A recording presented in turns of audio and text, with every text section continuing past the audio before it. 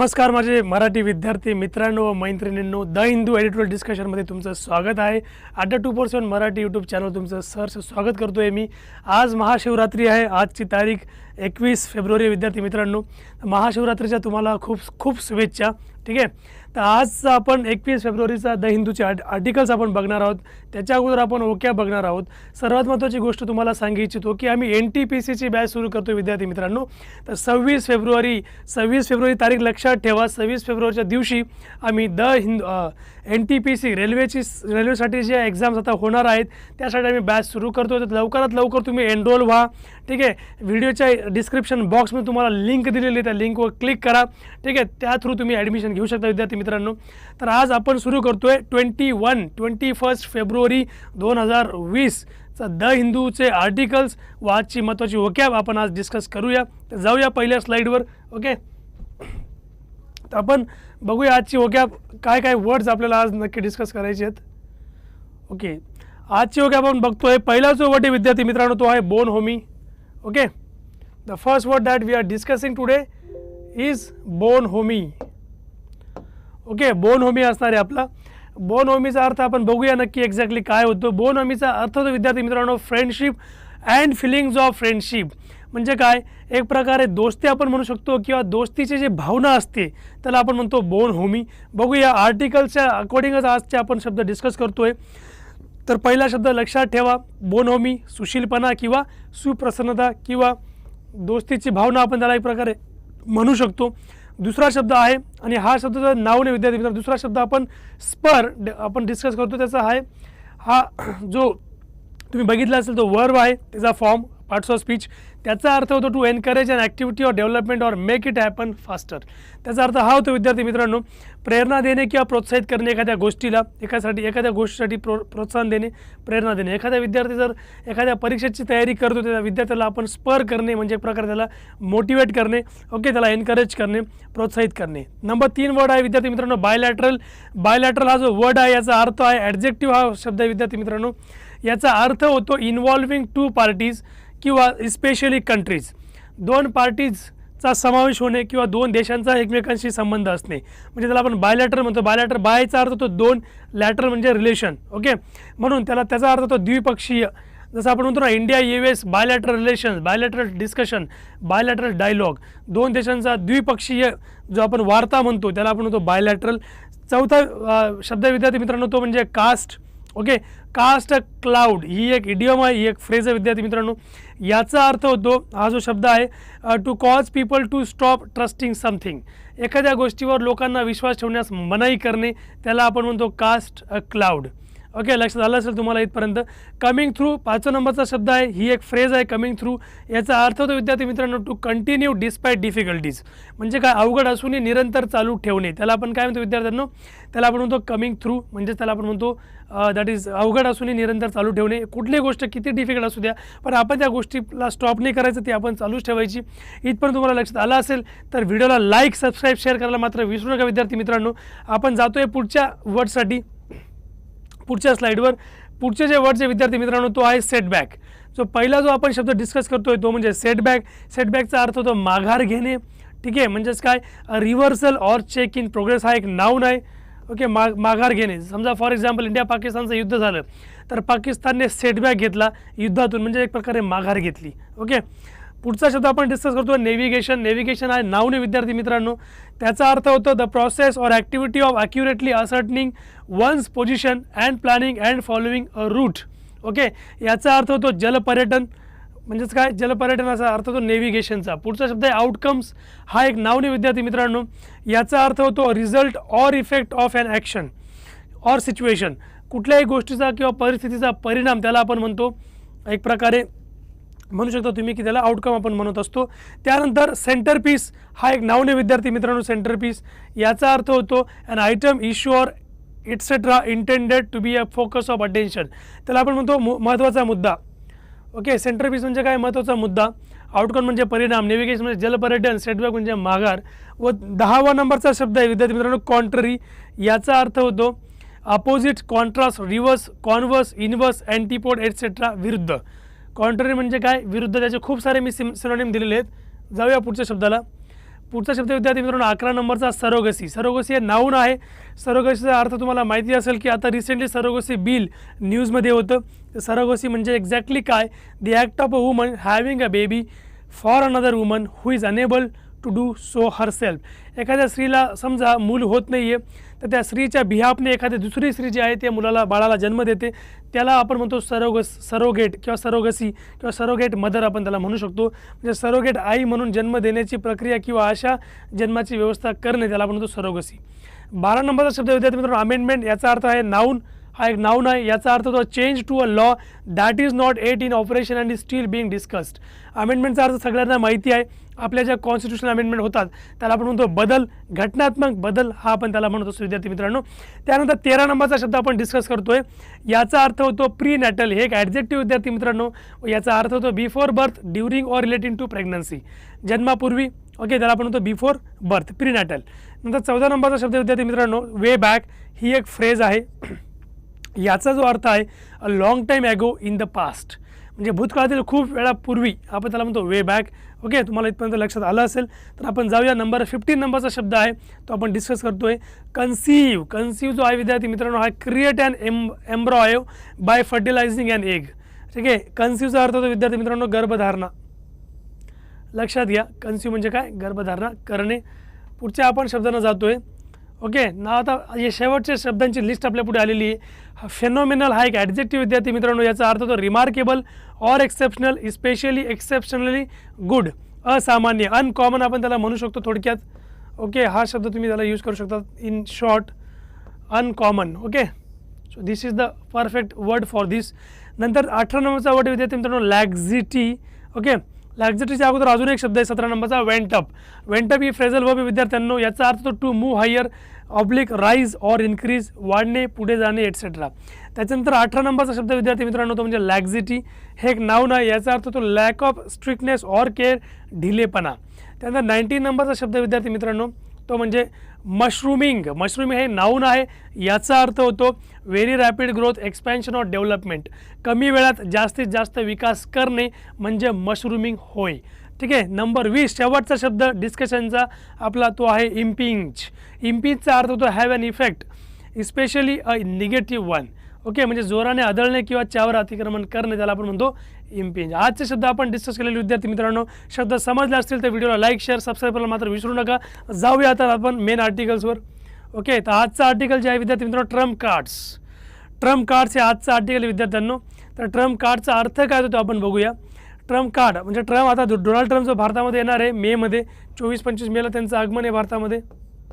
Okay, तर भारतामध्ये जोरदार तयारी चालू त्यांच्या आगमनाची. पहिल्यांदा भारत भेटीवर येतात Donald Trump.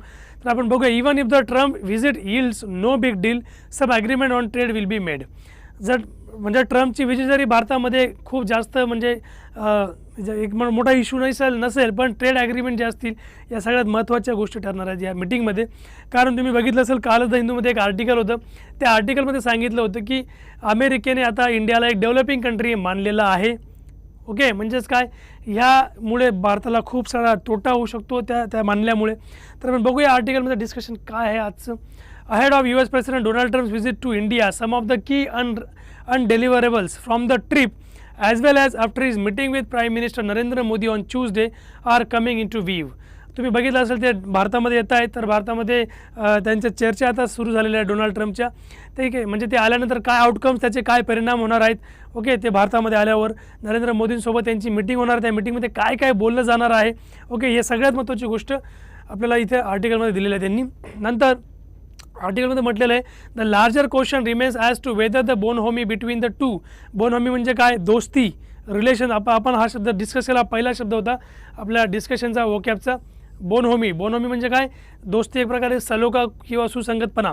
The larger question remains as to whether the bonhomie between the two, दोघांमधली जी दोस्ती आहे, who will be meeting for the 5th time in 8 months. 8 महिन्यातून 2दा ते भेटत आहे. 8 महिन्यातून ते 5 वेळा भेटत आहे विद्यार्थी मित्रांनो. मग ही जी दोस्ती आहे, ही दोस्तीचा काय इफेक्ट होणार आहे दोघा देशांच्या व्यापार रिलेशनवर, ठीक आहे, नात्यांवर. तर will also spur the bilateral relationship towards broader outcomes. तर याच्यामुळे काय होईल, द्विपक्षीय वार्ता वाढेल आणि याच्यामुळे जे द्विपक्षीय जे काही संबंध आहेत ते खूप जास्त गोष्टीमध्ये चांगले क्लोज होऊ शकतात दोघा देशांमध्ये. Towards broader outcomes with expectations scented at bilateral strategic ties, म्हणजे द्विपक्षीय काही टाईज पण केला जाणार आहे. ट्रेड संबंधी, व्यापारासंबंधी किंवा एनर्जी रिलेशन्स, म्हणजे आपण त्याला म्हणतो की एनर्जी संबंधी म्हणजे ऊर्जा वगैरे जे असेल त्याच्या संबंधी, as well as cooperation on India's regional environment. त्याचसोबत इंडियाचं जे रिजनल एन्व्हायरमेंट आहे त्याच्या संबंधी पण डिस्कशन होणार आहे. On the strategic front, India and the US are expected to take forward military cooperation and defence purchases totalling about $3 billion. बघा या मिटिंगमध्ये ही सुद्धा शक्यता आहे. बघा म्हणजे आर्टिकलमध्ये काय केलं आहे की बघा डोनाल्ड ट्रम्प भारतामध्ये येण्याच्या अगोदर पुढच्या पॉसिबिलिटी सांगितलेल्या आहेत. म्हणजे आता आपण या पॉसिबिलिटी खऱ्या ठरणार का नाही याच्यावर आपण ट्रस्ट ठेवू शकत नाही. ठीक आहे, रायटरने पहिल्या सगळ्या गोष्टी देऊन ठेवलेल्या आहेत. त्याच्यामुळे आपण म्हणू शकतो की डिफेन्स परचेस याच्यामध्ये होऊ शकतो. $3 बिलियनचा डिफेन्सचा डील दोघा देशांमध्ये होऊ शकतो. याच्यामध्ये मिलिटरी कॉपरेशन वाढू शकतो दोघांमध्ये.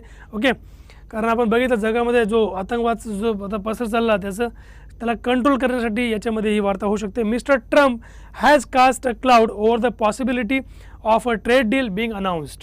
ओके, बट त्यांनी सांगितलेलं आहे की ट्रेड डील अनाऊन्स होऊ शकतो, पण एक पॉसिबिलिटी विद्यार्थी मित्रांनो याच्यामध्ये अजून नक्की काही नाही की आता ऑथर असतो किंवा रायटर असतो तो काही पण पहिले प्री गोष्टी सांगून देतो, ज्या होणार की नाही होणार आपल्याला माहीत नाही आहे. ओके, त्याच्यामध्ये म्हटलं की but is expected to bring US. Okay, त्यानंतर पुढचा पॉईंट आहे ट्रेड रिप्रेझेंटेटिव्ह रॉबर्ट लिट्झियर.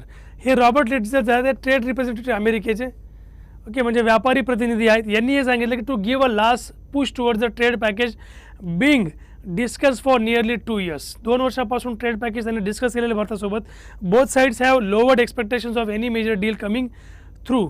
म्हणजे given that differences remain over a range of tariffs from both sides, market access for US products and India's demand that the US restored its GSP generalized system of preferences status. त्यांनी याच्यामध्ये हे म्हटले विद्यार्थी मित्रांनो की दोन्ही side जे आहेत म्हणजे इंडिया आणि भारत व अमेरिका त्यांनी जे आहेत have lowered expectations of any major deal.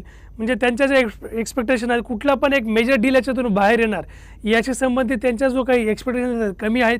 Given that differences remain over range of tariffs from both sides. बघा दोन्ही देश म्हणजे काय करतात की जसं अमेरिका भारतामध्ये एक्सपोर्ट करतो तर अमेरिकेच्या ज्या एक्सपोर्टवर भारत टॅरिफ लावतो किंवा भारत ज्या अमेरिकेमध्ये एक्सपोर्ट करतो त्याच्यावर अमेरिका टॅरिफ लावतो. मग याच्यावर काही काउंटर मेजर्स घेतले जाणार असं त्यांनी म्हटलेलं आहे.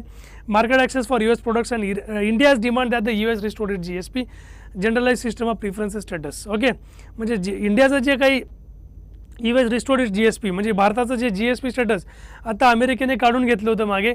Okay, GSP generalise status system of preferences, हे स्टेटस परत अमेरिका भारताला वापस देणार का याबद्दल पण खूप साऱ्या गोष्टी बोलल्या जात आहेत आर्टिकलमध्ये. ओके, खूप साऱ्या पॉसिबिलिटीज असं होऊ शकतं तसं होऊ शकतं या गोष्टींबद्दल बोललं जाते विद्यार्थी मित्रांनो. ओके, त्यानंतर आपण बघतोय की पुढचा जो आपण पॉईंट बघतो याच्यामध्ये system of preferences status. However, it would be a setback if some sort of announcement on trade is not made. त्यांनी आता असं म्हटलेलं आहे की that is however it would be a setback म्हणजे एक प्रकारे माघार होऊ शकते if some sort of announcement on trade is not made. जर व्यापारावर कुठल्याही प्रकारची वार्ता दोघांमध्ये झाली नाही तर एक प्रकारे ह्या भारताची याच्यामध्ये माघार आपण म्हणू शकतो. Failure to do so would denote the second missed opportunity since commerce minister Piyush Goyal's visit US visit last September. म्हणजे पियुष गोयलने सप्टेंबरमध्ये जाऊन ट्रेड डील करायचा प्रयत्न केला होता अमेरिकेमध्ये जाऊन.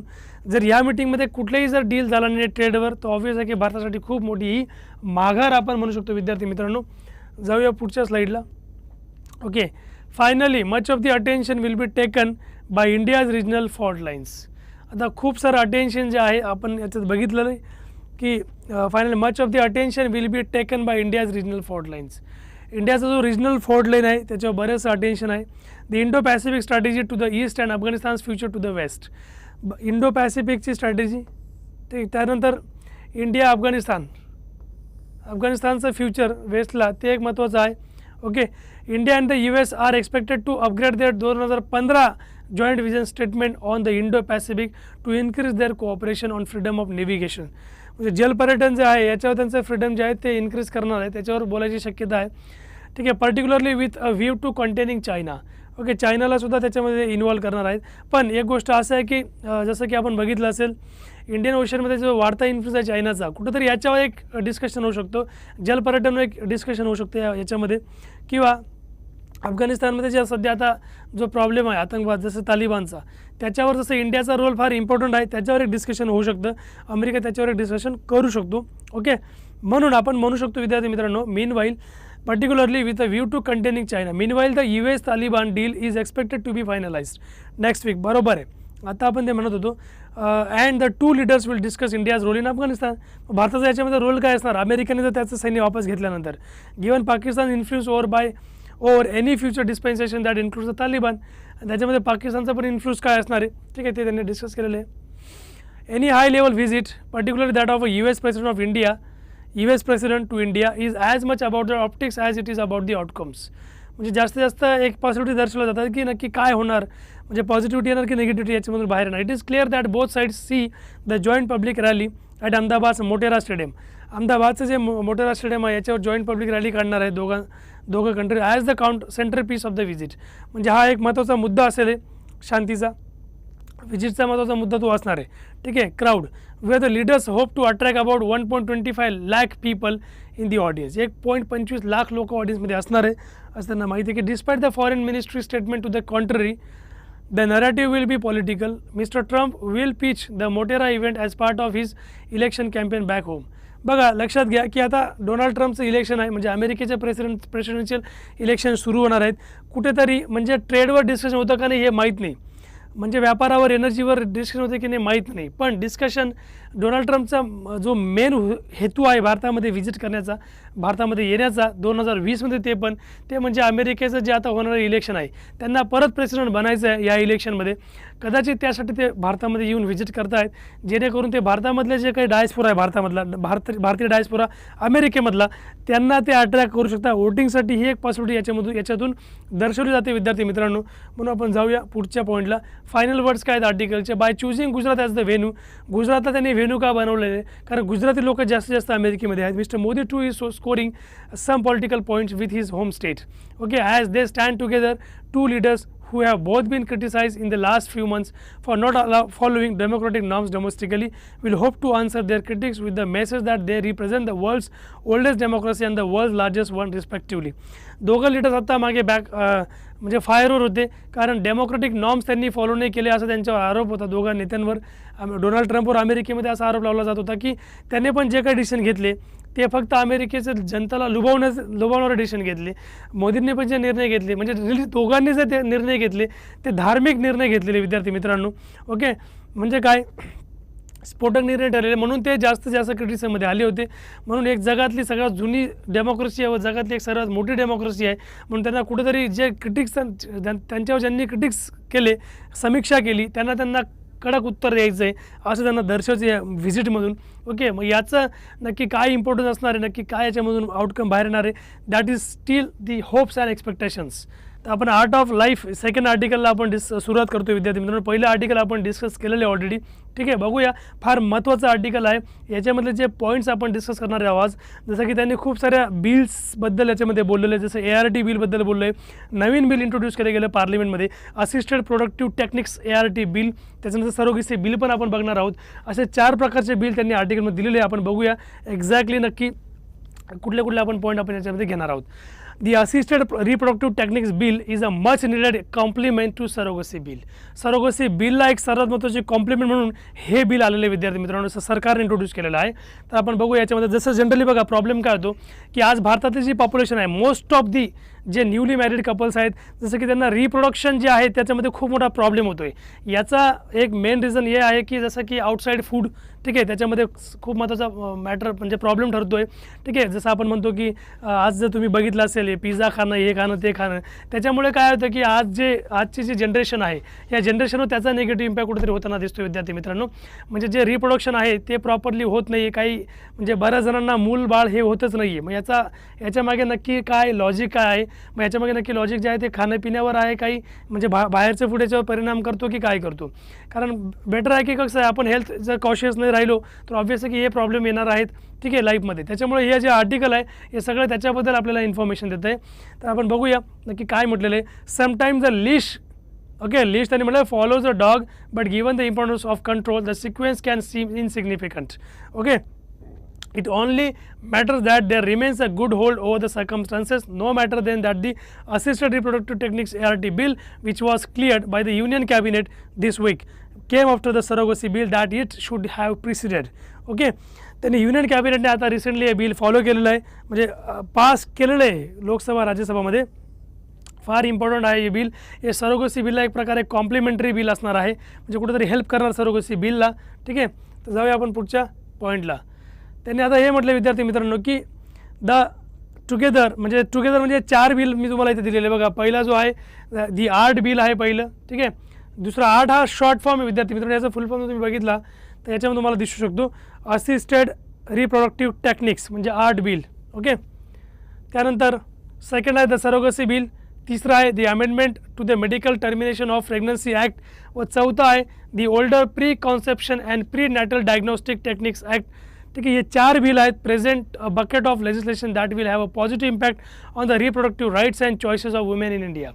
ओके, बघा तुम्ही हे जे 4 बिल आहे विद्यार्थी मित्रांनो, हे 4 याचा खूप पॉझिटिव्ह इम्पॅक्ट आहे सरोगसीच्या गोष्टीवर किंवा रिप्रोडक्टिव्ह ज्या गोष्टी ॲक्टिव्हिटीज भारतामध्ये केल्या जातात लिगल पद्धतीने, त्याच्यावर या 4चा खूप मोठा काय एक प्रकारे पॉझिटिव्ह इम्पॅक्ट आहे. यांनी एक प्रकारे कुठं पण अशी इलिगल प्रॅक्टिस नाही होऊ दिली, म्हणजे वुमेनसाठी पण हे बेस्ट चॉईस हे बिल आत्तापर्यंत राहिलेलं आहे. म्हणजे असं जनरली असं नाही की काय होतं कधी कधी इलिगल प्रॅक्टिस केली जायची की जे बाळाला जन्म द्यायचा का नाही द्यायचा, ठीक आहे, ते स्त्रीवर डिपेंड असणार आहे, ते कुठल्या व्यक्तीवर डिपेंड नसणार आहे. किंवा आता आपण पहिलेच चेक करून घ्यायचं की बघा की म्हणजे गर्भामध्ये जो बाळ आहे तो मुलगी आहे की मुलगा आहे. मुलगी असेल तर मग त्याला जन्म द्यायचा नाही, मग बाळ असेल मुलगा असेल त्याला जन्म द्यायचा. ठीक आहे, तर या सगळ्या ॲक्टिव्हिटीज होत होत्या. मग यासाठी कुठेतरी आता हे जे ठरवणार हे स्त्री स्वतः ठरवू शकते. याच्यामध्ये म्हटल्याप्रमाणे the art bill to regulate clinics offering fertility treatments has been long in the works. Okay, म्हणजे क्लिनिक जे फर्टिलिटी ज्या ॲक्टिव्हिटीज ते द्यायचं त्याच्यामध्ये कुठेतरी आपण हे म्हणू शकतो की art bill to regulate clinics offering fertility treatments has been long in the works. ते आता फर्टिलिटीचे बिल आहे ते आता वर्कमध्ये आलेले आहे ऑलरेडी. ओके, अँड ज्याची खूप दिवसापासून वेट करत होते लोक. And was first presented bye publicly way back in 2008. ते 2000मध्ये पब्लिश केलं गेलं.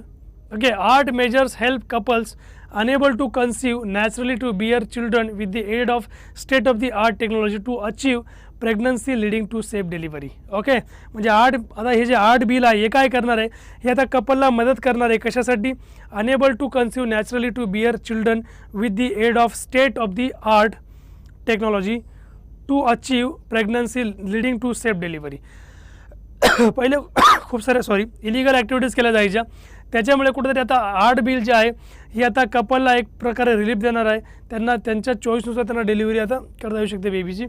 India has a rich history of employing art though the initial years went officially undocumented at that time. म्हणजे भारताचं याच्यामध्ये खूप रिच हिस्ट्री आहे या गोष्टींमध्ये. ओके, या डिलिव्हरी प्रेग्नन्सीच्या गोष्टीमध्ये. म्हणून in the late 1970 only months after the birth of Louise Brown, 1970मध्ये लुईस ब्राउन यांचा जन्म झाला होता. हा जन्म कशाद्वारे केला गेला होता, हा टेस्ट ट्यूब बेबी ठरला होता विद्यार्थी मित्रांनो. Okay, test tube baby. Kolkata based doctor Subhash Mukherjee, म्हणजे कोलकाता जो बेस्ड डॉक्टर आहे सुभाष मुखर्जी यांनी अनाऊन्स केलं होतं the birth of the world second test tube baby. म्हणजे हा जो लुईस ब्राउन होता हा जगातला सेकंड टेस्ट ट्यूब बेबी असं यांना मानण्यात आलं होतं विद्यार्थी मित्रांनो. ओके, त्याच्यामुळे त्यांनी म्हटलेलं आहे की सबसिक्वेंटली द इंडस्ट्री सॉ फेनॉमिनल ग्रोथ. म्हणून ही जी इंडस्ट्री आहे, हे जे रिप्रोडक्शनची इंडस्ट्री आहे याच्यामध्ये खूप सबस्टॅन्शियल म्हणजे पॉझिटिव्ह फेनॉमिनल ग्रोथ होत चाललेला विद्यार्थी मित्रांनो. असे नाही की फेक ग्रोथ करतोय की हा जो आहे कुठं हा लिगल एक ग्रोथ होत चाललेला आहे. As fertility rates went up, जसं इनफर्टिलिटी रेट जे आहे ते वाढत चाललेले. Market projection by Fortune Business Insight set the size of the ART market. ART मार्केटचे जे साईज आहे बिझनेस हा याचा जो बिझनेस आहे तो 45 बिलियन 2026पर्यंत $45 बिलियन पर्यंत हा बिझनेस देणार आहे. ठीक आहे, हे बिल यानुसार जर तुम्ही जर डिलिव्हरी केली बाळाची, ठीक आहे, त्यानुसार. आणि हा कुठंतरी एक प्रकारे वुमेनला याच्यामध्ये चॉईससुद्धा असणार आहे. ठीक आहे, तसं सरोगसीमध्ये म्हणजे सरोगसीला कॉम्प्लिमेंटरी आलेलं आहे. सरोगसी पण बेस्ट आहे. Among Asian countries India's art market is pegged at 3rd position. एशियामध्ये जे आर्ट म्हणजे जे आपण आता बघितलं हे जे बिल आहे म्हणजे याचा 3rd नंबर इंडियाचा एशियामध्ये लागतो आहे या बिझनेसमध्ये. त्यानंतर lack of regulation and the subsequent consequent laxity in operations draw lot of traffic from other nations to India. म्हणजे याच्यामुळे काय होणार की खूप सारा जे काही लॅक ऑफ रेग्युलेशन, याच्यामध्ये रेग्युलेशन जर नसले किंवा कॉन्सिक्वेंट लॅक्झिटी जर ऑपरेशनमध्ये असली, draw lot of traffic from other nations to India. मग खूप सारी जे ट्रॅफिक आहे बाकी देशांमध्ये एवढं प्रॉपरली लॅक ऑफ रेग्युलेशन आहे की ऑपरेशन प्रॉपरली नाही आहे, त्याच्यामुळे ते इंडियामध्ये खूप सारे ट्रॅफिक खेचू शकतं. This in turn along with the relatively low cost, ते पण कमी कॉस्ट लागू शकते भारतामध्ये, led to the mushrooming of ART clinics across the country. कमी कॉस्ट आहे, ठीक आहे, आणि खूप रेग्युलेशन चांगलं आहे, ऑपरेशनसुद्धा खूप प्रकारे चांगलं आहे. जसं आपण बघितलं असेल कोरोना व्हायरस हा जो डिसीज होता, कालच्या आर्टिकलमध्ये आपण बघितलं कोरोना व्हायरस, याच्यामध्ये हा डिसीज चायनामध्ये ऑलरेडी 2019मध्ये आलेला होता, पण चायनाने प्रिकॉशन केलं नाही, लोकांना अवेअर केलं नाही, आणि ज्या पद्धतीने कंट्रोल करायला होतं त्या कंट्रोल केलं नाही, WHO सांगितलं नाही. पण केरळने एक दाखवलं की केरळमध्ये जेव्हा निपा व्हायरस आला होता, केरळने तुरंत जे मेजर्स होते, प्रिव्हेंटिव्ह मेजर्स ताबडतोब फॉलो केले गेले होते, म्हणजे एक वेल रेग्युलेशन त्यांनी केलं होतं, त्यांच्यामध्ये ट्रान्सपरन्सी ठेवली होती. तसं याच्यामध्ये काही देशांमध्ये ट्रान्सपरन्सी नसल्यामुळे, लॅक ऑफ रेग्युलेशन ऑपरेशन असल्यामुळे खूप जास्त ट्रॅफिक जे आहे या आता आर्टसाठी भारतामध्ये येऊ शकतात, आणि याच्यामुळे हा जो बिझनेस आहे हा जास्त प्रमाणात भारतामध्ये वाढू शकतो. ज्या क्लिनिक्स आहेत आर्ट क्लिनिक्स, यांची ग्रोथ मॅक्झिमम प्रमाणात होऊ शकते. Undoubtedly this also led to a plethora of legal, social and ethical issues. आणि हा एक प्रकारे प्लेथोरा काय म्हणजे एक ते पण कायदेशीर पद्धतीने असणार आहे, एथिकल आणि सामाजिक दृष्टीने चांगलं असणार आहे, ठीक आहे. Undoubtedly it is at this juncture that the ART bill has been a fitting revival. एक प्रकारे खूप मोठं एक रिवायवल आहे भारतामधलं, एक don by legislators who facilitate the passage of the surrogacy bill in the Rajya Sabha, ठीक आहे. राज्यसभाला एक कॉम्प्लिमेंटरी म्हणून, म्हणजे सरोगसी बिलला एक कॉम्प्लिमेंटरी म्हणून हे बिल खूप छान असणार आहे. It seeks to regulate and monitor art procedures, आर्टच्या प्रोसिजर ते फॉलो करणार, रेग्युलेट करणार, and mandates the establishment of a national board and state boards. आता बघा आर्टच्या रेग्युलेशनसाठी, आर्टच्या ऑपरेशन प्रॉपरली ऑपरेशनसाठी एक नॅशनल बोर्ड आणि स्टेट बोर्डची स्थापनासुद्धा करण्यात येणार आहे विद्यार्थी मित्रांनो, टू ले डाऊन रूल्स फॉर इम्प्लिमेंटेशन, ठीक आहे. रूल्ससुद्धा त्यांची इम्प्लिमेंटेशन केले जाणार आहेत. And also honours a long pending demand, creation of a national registry, जी लॉंग पेंडिंग डिमांड होती ती ऑनर केली जाणार आहे. Creation of a national registry ही सुद्धा तयार केली जाणार आहे. And registration authority while the rules will handle the bells and whistles, okay. And whistle blowers याच्यामध्ये असणार आहे, ठीक आहे. त्यानुसार म्हणजे प्रॉपरली ॲक्टिव्हिटी होत आहेत की इनप्रॉपरली होत आहेत. The bill already sets a comprehensive framework to operate on. Most significantly the bill recommends punishment even jail time. जर या बिलचं व्हायलेशन केलं कोणीसुद्धा किंवा त्याच्यामध्ये काही इलिगल प्रॅक्टिस करायचा प्रयत्न करण्यात आला तर याच्यानुसार डायरेक्ट जेल टर्मसुद्धा होऊ शकते, किंवा व्हायलेशन ऑफ द प्रोव्हिजन्स किंवा व्हायलेशन प्रोव्हिजन ज्या केल्या तर एक पनिशमेंटसुद्धा होऊ शकते विद्यार्थी मित्रांनो याच्यामध्ये, ओके. पनिशमेंट काय असणार, जेलसुद्धा होऊ शकते. Since it does impeach on surrogacy too, म्हणजे सरोगसीला सुद्धा एक प्रकारे कुठेतरी प्रोटेक्ट करायचा प्रयत्न करतो, ओके.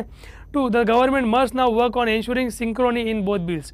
दोघं बिल्समध्ये सरकारने आता सिंक्रोनियसली काम केलं पाहिजे, ओके. फायनल वर्ड्स असे आहेत विद्यार्थी मित्रांनो, having come this far to ensure the reproductive rights of women, the state now has the thriving ART industry on a leash.